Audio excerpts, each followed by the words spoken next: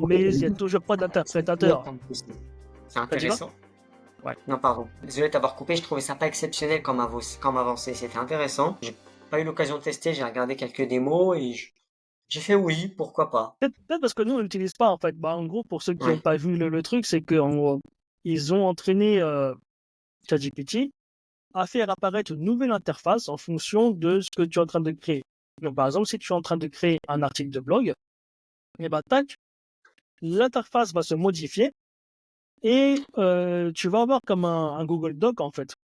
Ça va être comme un Google Doc et tu vas pouvoir modifier et mettre tes prompts dans l'espèce de Canva qui s'est créé. Donc, par exemple, on a l'article de blog. Si tu surlignes le titre, tu vas pouvoir mettre ta prompt genre améliore le titre, améliore le texte. Et donc, ChatGPT va pouvoir impacter le résultat ciblé et non pas l'article de blog en entier. Donc plutôt que de revenir sur le format ou la structure de certaines phrases directement dans la conversation, on a une interface qui nous permet Ouais, d'améliorer l'expérience utilisateur. donc c'est un peu comme sur Midjourney ou alors sur DALL-E, sur ChatGPT en fait, où tu peux appeler DALL-E où tu peux créer des images. Donc, une fois que tu as une image générée, tu as la possibilité d'éditer. Donc, par exemple, si t'as créé une personne avec, le coup classique avec l'IA, cette personne a 6 doigts sur une main au lieu de 5, tu peux très bien cibler, sélectionner la main et dire non, ouais, je veux ce que 5 doigts, et tac, l'image uniquement ciblée, donc la main que tu as sélectionnée, va se modifier et non pas toute l'image. Oui, C'est un non, peu c'est comme intéressant. ça. Voilà, c'est un peu comme ça, mais pour le texte. D'accord. Bon, toujours pas d'interprétateur de code. Par contre, là, pour moi, quand j'ai vu Canva, là, je me suis dit, ça y est, ils vont rattraper le retard. Mais non. Non, toujours pas.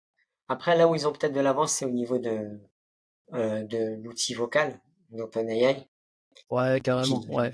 qui est plus poussé. Il y a une démo qui a été faite récemment. J'arrive plus à remettre la main dessus, mais grosso modo, l'idée c'était de permettre à ChatGPT, via sa fonctionnalité vocale, de pouvoir, en fonction d'un prompt, vocal également, bah, faire en sorte que ChatGPT appelle lui-même.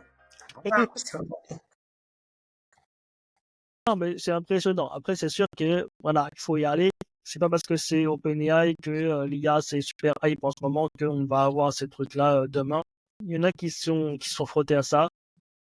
Bon, bah, on verra. Mais c'est sûr que ça va arriver. C'est sûr que ça va arriver.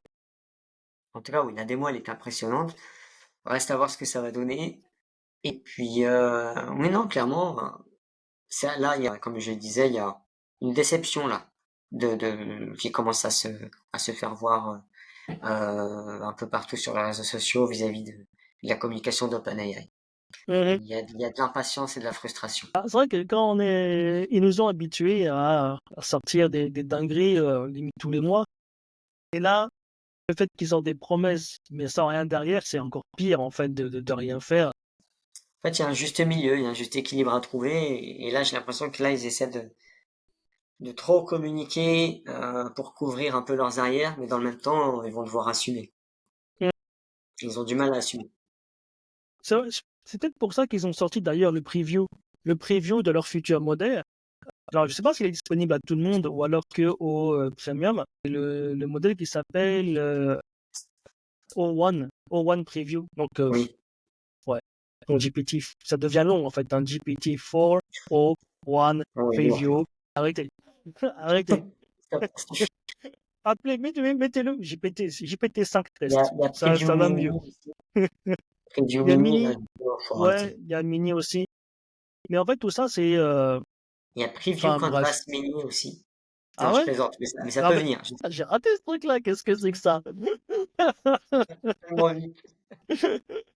C'est sorti là il y a 30 secondes. Ah mince! Voilà.